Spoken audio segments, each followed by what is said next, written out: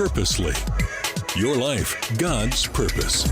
Listen at onpurposely.com. Heavenly Father, thank you for a chance to talk about technology today. Thank you for a chance to reflect on your great goodness and on what we can do with the hope we have in the gospel. Would you help us wisely apply it, open our ears to hear and our hearts to understand.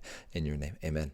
Hello, everyone, and welcome to the Gospel Tech Podcast. My name is Nathan Sutherland, and this podcast is dedicated to helping families love God and use tech. Today, we are discussing 5 questions that came up at a recent conference I was doing. It was out in Pennsylvania, and I got a lot of great questions, both through conversation and then formally at the end of the event. And I thought I'd take a couple of them and address them here because I think they'd be useful for everyone to hear.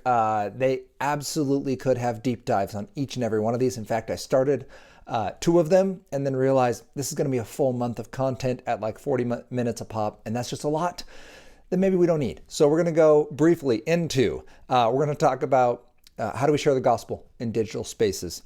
How do we make YouTube safe? How do we handle parental controls? Or specifically, the question was, how do kids get around parental controls? Which is a huge question, but I'm going to answer it. So at least I guess we'll be a little less nebulous. But when we get to that section, I don't know if you want your kid in the car. It might give them ideas. Artificial intelligence, and then are we building kind of tech stress with our boundaries that we should just give access to so we could make it better? That idea like saying no is just going to make them want it more. That kind of idea. So that's where we're headed. It's going to be a fun conversation. And with no further ado, let's get the conversation started. Welcome to the Gospel Tech Podcast, a resource for parents who feel overwhelmed and outpaced as they raise healthy youth in a tech world. As an educator, parent, and tech user, I want to equip parents with the tools, resources, and confidence they need to raise kids who love God and use tech.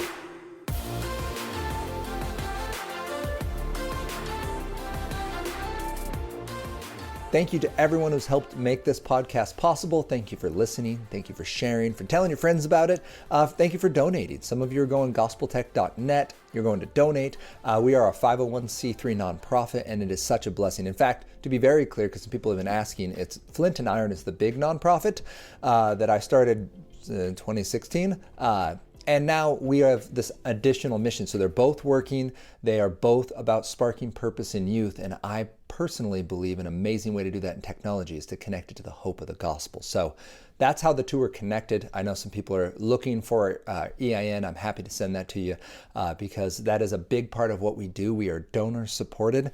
And then that allows us to go out and do things like talks at a rate that churches can afford and that schools can provide to their students. And that's an incredible opportunity. So thank you for being on that journey with us. Today's conversation, 5 questions I received while speaking this last weekend, and I guess last week and then into this weekend. And I just want to share them. We're going to start off with number 1. How do we share the gospel online? And I love where this heart of this question is coming from, because people feel a passion to share the gospel, and the internet is an amazing way to do that. I think first and foremost, I will just share a guess from my experience. You have to pray, because I have a heart for so many ideas. And there is this passion inside me that wants to see people hear the gospel and know the hope of Christ. And certainly as a believer, we do that all the time. Some of us do that as lay people. Some of us do that professionally. But then there's this space of, all right, where is that overreaching? And now my heart is wanting to run after passion projects that the Lord isn't guiding me into. And so an example of that would be what I'm doing right now. When I started the nonprofit and started speaking, I was a teacher. I worked with Young Life, and then I was doing these talks. And at a point about 1.5 years, 2 years in, I realized I couldn't do all 3. Not only could I not do them all well, I physically could not do them. My body was breaking down. I was getting sick a lot. Ann and I were having fights about nothing. I mean, it was absolutely tearing us apart. And oh, by the way, Hadley was about to be born. So by year 3, a wise mentor stepped in and helped me pray through the process of, hey, what does this look like to do just what the Lord has asked you to do? And then trust God to still be faithful in the rest of it. And it came down to, there are amazing teachers, and I trust and love them to do what God is asking them to do. There are incredible people working in Young Life, and I trust and love them and believe they're going to do what God asked. And there's no one I know of who was doing gospel tech. So I couldn't not do it. I did feel compelled to reach this space with hope, specifically of the gospel, this idea that God saves sinners. What does that look like then? To be a redeemed sinner, what we call a saint, in the Twitter world, in the YouTube world, in the podcast world, I didn't know, and I wanted to find out. And so that was the area Anna and I prayerfully stepped into, which means I've done a lot of not being a part of Young Life and teaching. Like, I just haven't been able to do it. And every time I go speak at a school, I'm like, if I had a second Nathan, I would send him to schools to teach. And so I could still do this job. Maybe. And there might be a day I step into that, but I have to faithfully understand that the Lord is good. He's called me into this space for this time. So start with prayer. Wherever the Lord is going to lead you, you want to make sure you're faithfully walking. You're not taking on more projects. By the way, I have ideas for youth discipleship, and I have ideas for being a youth pastor, and I have ideas for writing content and books directly for youth to consume and to raise them up with amazing questions, because I love how their hearts and minds work. But I don't have the bandwidth to do any of that right now. And maybe there'll come a day where I do it. Maybe someone else will do it, and I'm just not supposed to tackle that. And that's all right. The idea is we pray into it.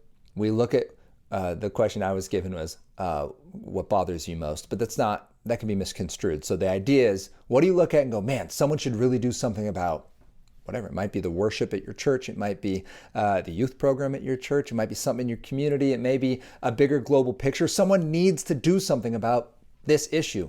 That, I would argue, is something the Lord has given you. And then we pray and we read scripture and we worship the Lord and we rest and wait, because we want to make sure we don't do it in our strength. So there are many, many, many good ideas that should absolutely be addressed, but we can address them wrong. We can address them out of the wrong kind of anger, that vengeful, selfish anger rather than righteous anger. Like when we see something wrong happen, we go, that was wrong. That's awesome. What comes next is, all right, do I notify someone else who's better equipped and in a better place with more bandwidth to fix that? Or do I step in and intercede? I'm not talking, by the way, like someone walking across the road and putting themselves in harm. We're talking big picture. What should you do is what we often hear. How do I do this? You pray, you listen, and you look for that spot in your life where God's given you what I love the term, I did not make this, but I love it, that idea of a righteous, now I can't even remember the term.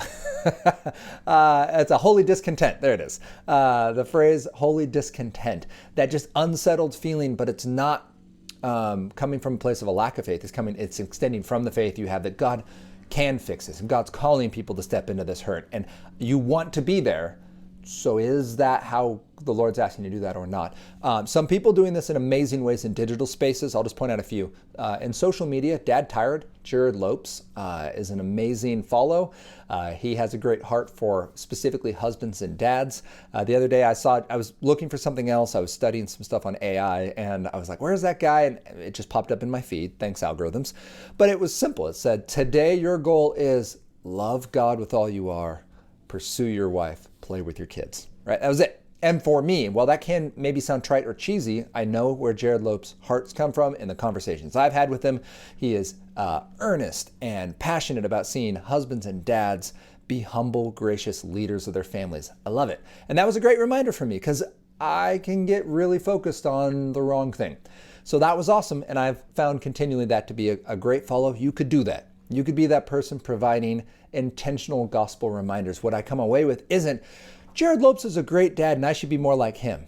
No, I come away going, you know what? That's true. Like, God's called me to this space, but not at the expense of my soul, not at the expense of the individuals he's blessed me with to love and to nurture and to raise. So wonderful. Be that person on social media. In the podcast world, Fierce Marriage is one that I get incredibly encouraged by. Ryan and Selena Frederick have a running podcast. There's also Fierce Families. They've got books. They've got lots of stuff. But in this space of podcasting, they're incredibly gracious, and they have a nice bit of humor, and they have a very real, authentic marriage that conveys through audio formats, and they do a great job with that. So I get encouraged to that. They talk about everything. They talk about dating and sex. They talk about fighting well and what it looks like to be a Christian husband-wife combo and living out the Bible and raising kids. They deal with really hard topics that they haven't necessarily experienced, like broken marriages, but do it with grace and humility. And I really like that. You could be someone like that in a space like podcasting. You could also just create content that points to Jesus. I love the Bible Project for this. Tim Mackey came out of Portland, Oregon, made a very unique format, kind of these drawn stories that they grow as, starts with kind of a blank sheet of paper, if you will, and then he starts with a single figure, and then it blows up into this big image as he walks through either a book of the Bible or a specific account or an overview of the book of the Bible that teaches some more theology and history of the book. They're phenomenally done. They're anywhere from 3 to 8 minutes a piece, and they're engaging, and they can be enjoyed from a young, like middle school age, all the way up through adulthood. One I would encourage you to look up the Bible Project, Psalms. It's awesome. I think it's 8 minutes. And it walks you through, why are there 150 Psalms? How are they split up? There's 5 different chunks. Why was it created? I didn't know this, but it was intentionally creating the song version of the entire Old Testament, well, the Pentateuch, but the first 5 books of the Bible, to do what God had commanded them to do. Hey, remember me in worship. Remember the promises of the Lord. Remember my great works for you and your people. Remind them to your children's children's children. And they're great. We're going to do this in the form of song and worship, in the form of poetry. And it's awesome. And that helps you remember it. I've seen it once, and I can remember that much of it. And so I think that's really well done. And there's some of you who are incredibly artistic and incredibly passionate for types of communication and mediums that are going to work really well over the internet. So get creative, but remember that the point isn't get a big following. The point isn't have lots of people think you're awesome. The point isn't to make a living. If we're stepping into a space where we're sharing the gospel, the point is to make God clear and evident to the people you're speaking to or communicating with. And if you happen to be financially successful in that, cool, that's wonderful. You may not be, and the financial success isn't indicative of your success. In fact, I believe there are some people who are incredibly financially successful, and that's getting in the way of the value of their ministry. Whereas there's some people that aren't making a dime, and they are powerfully sharing the truth and hope of the gospel. So please keep in mind, while all of these people are doing very well, that isn't the goal. The last one I want to share for people doing great in a digital space actually isn't technically in a digital space. Sally Lloyd-Jones wrote the Jesus Storybook Bible. Did an amazing job with it. It's a beautiful summary, if you will, of the heart of the gospel. This idea that God's story with humanity is one of love. And it began with love, it ends with love, it started with a wedding, and it'll end with a wedding in Revelation. And that the arc in between is actually the Jesus story. And it's not about us, it's about God's stepping into our space. And she does a very nice job of capturing the heart of the gospel in each account. At no point in the Bible, in fact, it starts very early by saying, like, the Bible isn't a list of stories of people you should be like. It's instead about one person you should be like and how each of these people falls short of that standard. And so at the end of David's story, it'll talk about how there will be a great king returning. And at the end of, pick a story, any story in there, it's going to say, and one day there will be someone who will do this right. And so the Jesus Storybook Bible, and specifically the audiobook of it, that's how I got to the digital space. The audiobook is beautiful. It has a wonderful British reader. My sons were quoting scripture in British accents for a little while there when they were very young, and they really enjoyed it. It's an audiobook you can listen to time and again, and it does teach you not just to know the accounts of the Bible, but reminding you how they tie in with the gospel specifically. It's beautifully done. And when you read interviews with her on why did she pick this format, she basically said, I was passionate about young people learning the gospel specifically, learning about the Bible, and I wanted to do it from the mindset of like a mother. What would I say to my child when they're going to sleep, right? What do I want them to end their day on? And it's just account again and again of that specific heart, and it's very well done. So how do you share the gospel? You pray it out, you follow the passion God gave you, and you make Jesus the center of that. Whatever it is. It might be speaking to people on the street. Okay. If you do that, it better not be about being the noisiest, most combative person out there. It better be about helping people hear the truth and grace of Jesus, right? That same grace that is delaying his final arrival so that all who will believe will come in, right? That's the season we're in of the already but not yet, and we need to reflect that in our relationships with our neighbors, our relationships with our family, and the relationships with people through the interwebs that we meet. So absolutely, get out there, share the gospel, and just make sure that you're not doing it on your strength. So then the second is, all right, how do we make YouTube more safe? This is the second question I got, and it stumped me for a hot minute. I was like, all right, hold on, let me wrap my brain around it. What do you mean? I'm like, well, we have an 8 and a 6-year-old. How do we make YouTube safe? And I mean, to start, YouTube's not safe. It's just not. It's the internet, and it's an algorithm feeding you content, and its goal is to keep you longer than you wanted. So it's not safe, but I would say this. If you want to use YouTube well, the first thing you have to do, and a goal, again, your goal is safe YouTube, you have to pay for the subscription. Get in there, and there's two reasons. I'll start with the first one. It blocks ads. I've shared here before, I won't go through it again, but some of the ads are incredibly traumatic. They're incredibly inappropriate for adults and kids alike. So block ads. First and foremost, block ads. Second is set it up in kids mode. You have a young child who you're giving a tablet or a smart TV or whatever, and it has YouTube. It needs to be in kids mode. That restricts a lot of content and defaults a bunch of like the content they're trying to guide you to at least childish content. It's not all appropriate. It's not all helpful. It's not all biblically accurate, but it's a start. Then go into your profile, that little icon on the top right. Go down to, let's see, I wrote this down to make sure. Go down to select restricted mode and then activate restricted mode. It's a little toggle. And that'll kick out the comments and again, block yet another layer of content that might somehow get brought in. Both of those are going to be valuable. That's just in the default settings under your profile. Watching it with your child is very valuable. I would strongly encourage you to at least have vetted what they're going to watch and just not let them go through the feed. And then finally, if you get that premium subscription, it's $13 a month for an individual plan, $23 for a family plan that allows multiple individuals over multiple locations to do this. Or if you have a university student, they can get it for, I think, $7 a month, but we're talking younger kids. So in that, you can download videos. I like this option because now you've pre-vetted, you got your playlist of whatever it is. You have a massive sum of videos that you appreciate, and you say, yes, this is the playlist we can use. They're downloaded to our computer. You could turn off your Wi-Fi at that point, and you will have access to these videos through the premium option. So I like that. If you're going to use YouTube regularly, it's going to be worth getting a subscription for. At least start. If you can't afford premium, I believe it's $5 donation once to get ad blocker, which is a third-party thing. It'll only work in whatever one browser you're using, so I put mine on Chrome. And that at least allows you to use restricted mode, kids mode, and ad blocker, so you're not seeing the stuff that is inadvertent that you didn't want to see. So I would start, though, assuming cost isn't a thing, I would start with the premium option. So that's how you can make YouTube safer. Just keep in mind, it is still on the internet. Oh, and the final one, sorry, there is sixth, is guided access if they're on an Apple device. Android does have one. I don't remember what it's called off the top of my head, but guided access and its similar partners lock them into just that resource. So they will just have Netflix available to them. So as long as it's restricted and in kids mode with no ads, they can't go to third-party websites. They can't exit and get into other games and stuff. It's just YouTube for that. So that would be another option for you. All right, then we were asked, how do kids get around parental controls? And my more sarcastic answer is, how don't they? They are so creative. So if you have kids in the car or listening to this right now, I'm going to run through some ways they do it. And I'm trying not to give them any ideas. So use your parental discretion on this. First, and the easiest way is just to use someone else's device.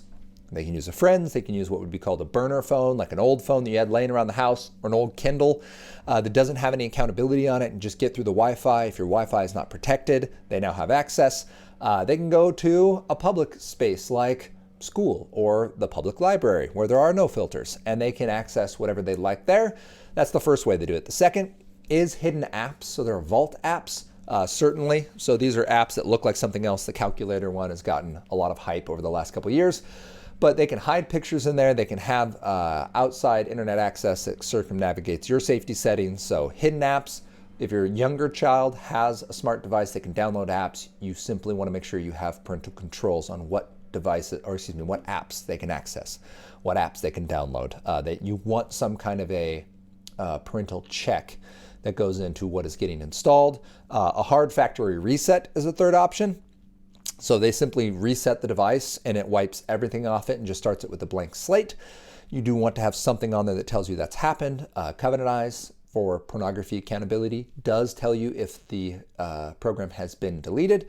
So that's a nice way, but being aware of what's going on with the device is important. Having conversations about that, making sure that device is public so you can see if it has been wiped for all of its accountability. And if your feed goes completely blank, right? If you were getting daily updates and you're not getting any updates, you may just want to check in on that.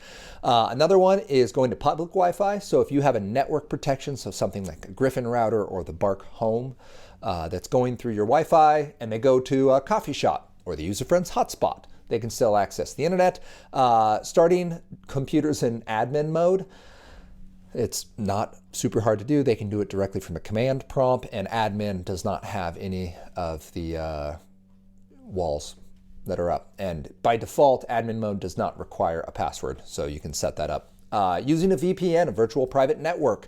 So NordVPN, Surfshark, private internet access would be 3 examples of this. A VPN circumnavigates your network by creating its own internet connection and often scrambling the IP, so you can't even tell where it came from. You will have no idea what they're doing or where they went while using a VPN.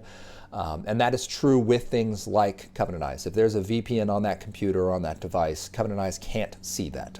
So just keep that in mind. Using proxy sites is another way, so they can search for a third-party site that effectively scrambles their IP and sends them through an outside website that gets around your firewall and boundaries, which is very difficult to track. Again, that would be by device that you would be able to see that. So there are some things that can pick up on that. I believe Covenant Eyes would be able to see third-party because it comes across the screen, but not third-party on an iPhone. They would only be an Android device or a PC because it's actually watching the screen itself.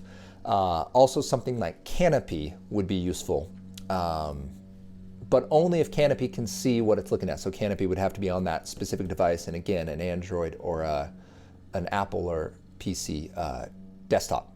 Oof, those words were hard for me. But getting that, because Canopy can real-time scan for pornography as well. So it doesn't care what the IP is, it cares what the site is that it's bringing up, and it can either real-time block that or just simply not bring up the website because of the content. So an option if you're really concerned. But this would bring me to by the time we're worried about trying to outsmart our children, there's a concerning lack of trust there.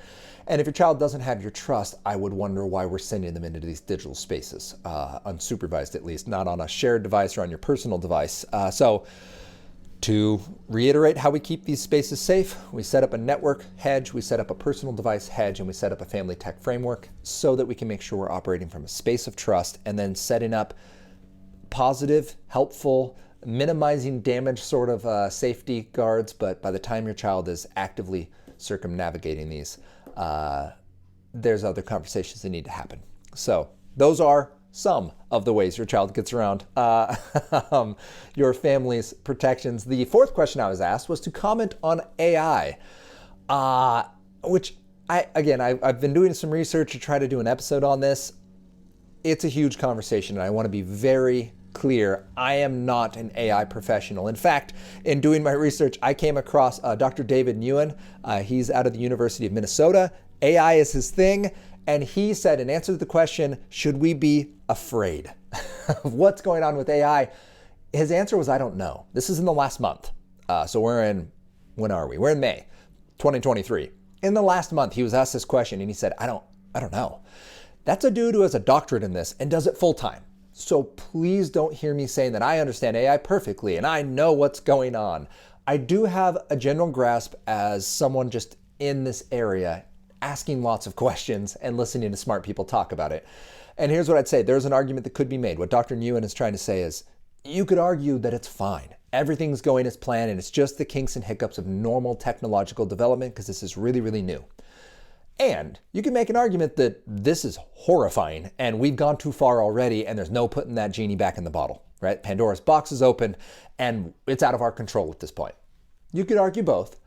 I'm not going to argue either. What I will say is, prior to the last month, I was very AI positive. I believe AI is the solution to what's going on with algorithms, where algorithms are kind of broken in their ability to do what they're supposed to do, which is find you a wide array of information and feed it to you in a way that allows you to sift through it for kind of primary, secondary documents. You're getting information that's on the internet, but this helps you organize it. And then algorithms broke, and they became just a way to guide you to information that's going to, well, be best for the company.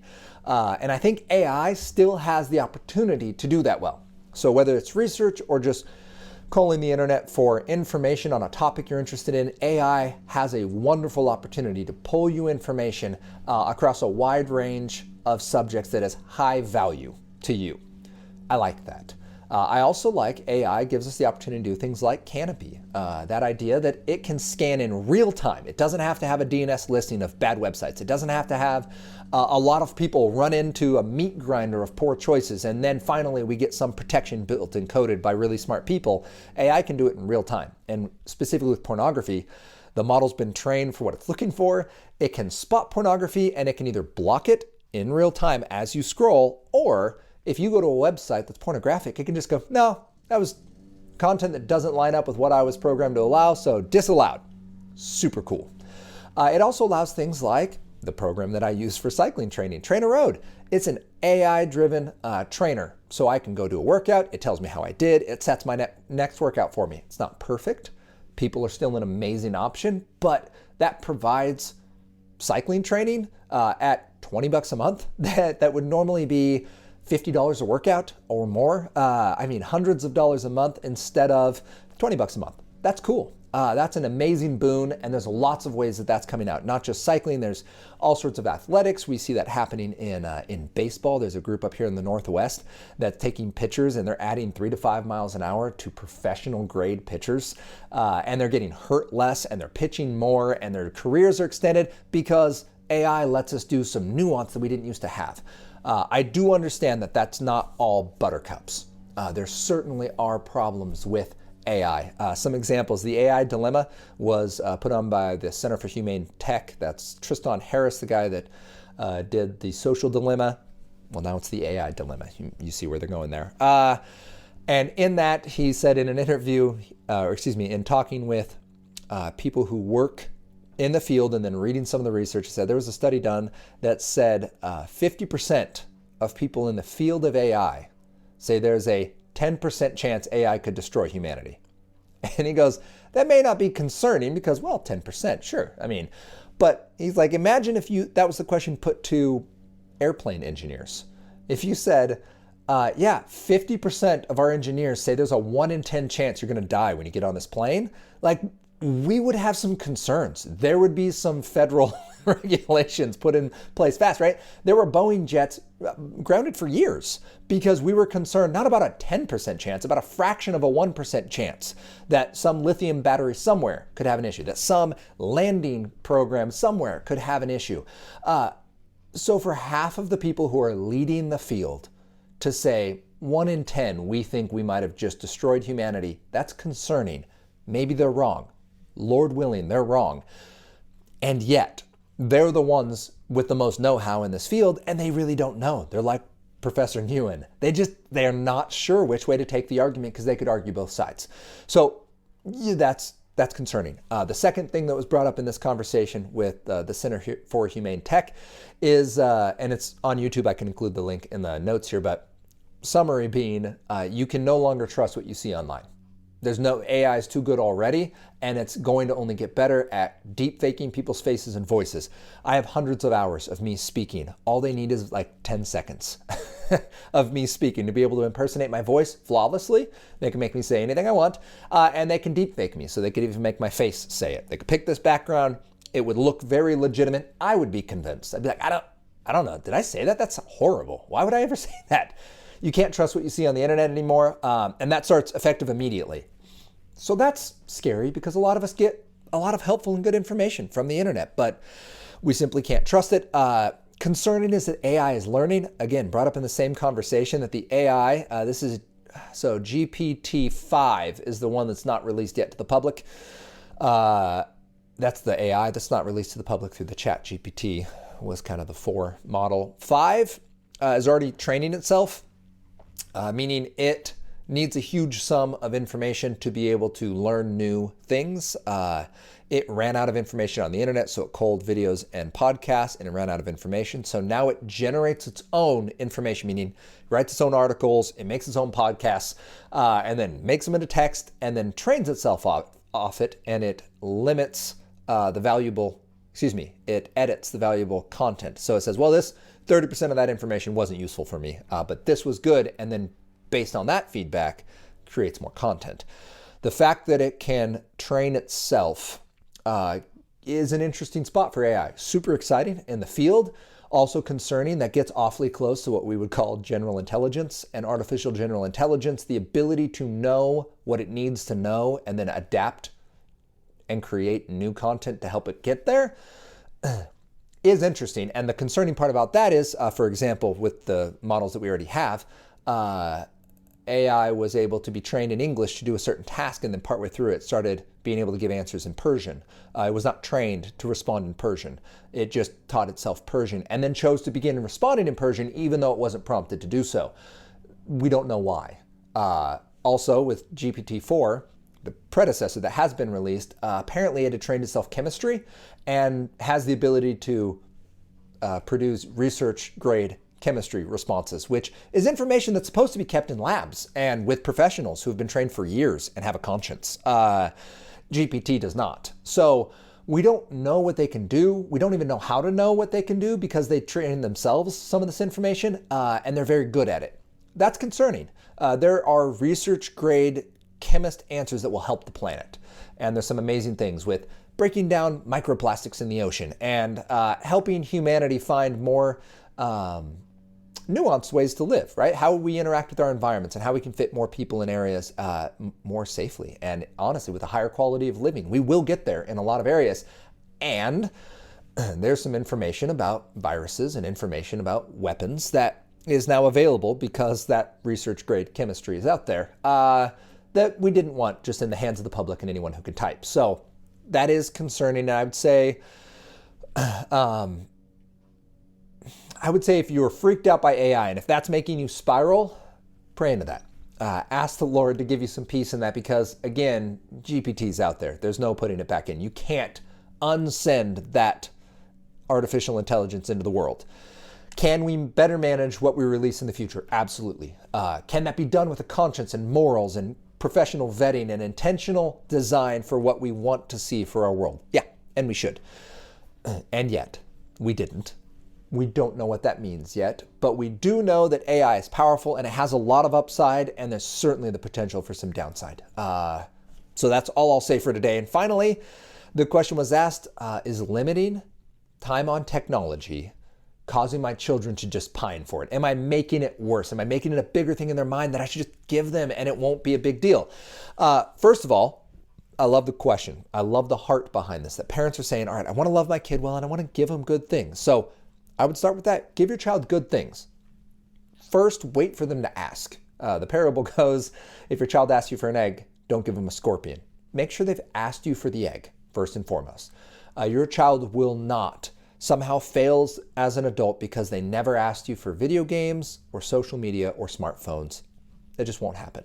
But assuming they've asked you and you want to give them good gifts, then the second thing is make sure that you're giving them a good gift. Make sure it's safe. Make sure it fits your family's expectations and values. Make sure that it's a good fit for your child in this season. I point to Galatians 5:22 for that. When they use this thing, will it help them produce love and joy and peace and patience and kindness and gentleness and self-control? Will they have those things? More if they have it than if they don't. If it doesn't produce that, then the answer is no. And maybe it's just no for the season until they mature. Maybe it's no because this tech is just a bad choice for anybody. I don't know. But that's a question you need to ask. Then, as parents, we've made sure it's safe. We made sure it fits the family. We made sure it's a good fit for our children. We need to make sure that in this season, our child has shown themselves as trustworthy. So, safe piece of tech with a kid who's just not ready for it is a poor choice. So we need to make sure that our child has shown us trustworthiness in things like how they handle their responsibilities, their chores, their family meals, their relationships with friends and their siblings, their schoolwork, their sports, their outside commitments. Maybe they're committed to their church or to mowing the lawn of the neighbor. I don't know. But making sure that technology is never coming above and now crushing and or even eclipsing the other opportunities our children have. So in our family, when it comes to video games, both of my sons have asked for video games. I have introduced them at a very light level. Old school games that don't have a ton of behavioral design, Super Mario games. talking original Wii. At that level, I saw that both of my sons struggle with focus, one more than the other. One of them thought about it for weeks. So in my estimation for that child, I say, hey, no, this is not good for you in this season. There's a chance that your brain will develop to a point where you go, yeah, I can handle this now. I can simply play it and enjoy it and walk away, and I'm not going to use it for hope. But right now, it's way too much engagement. So what do?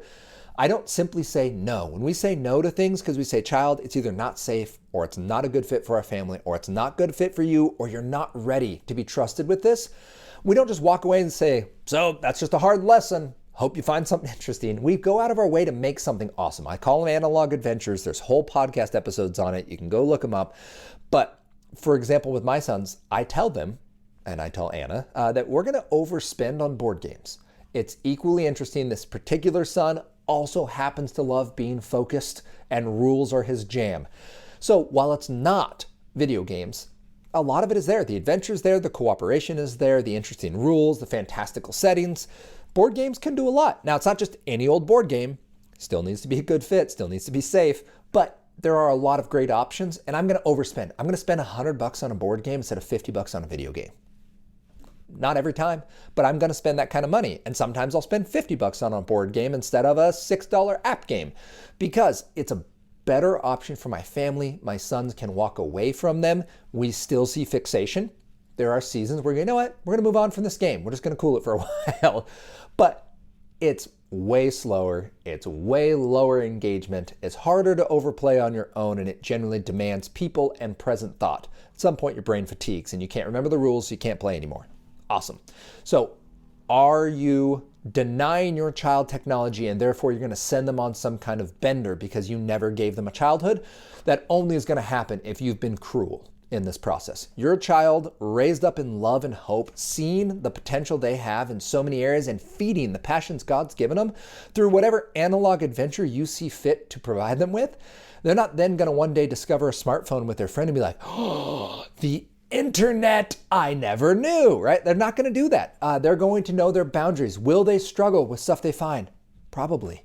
They're a human being with their own foibles and flaws, but they're not going to dive off the deep end after never having shown interest in something because you didn't let them make their mistakes early.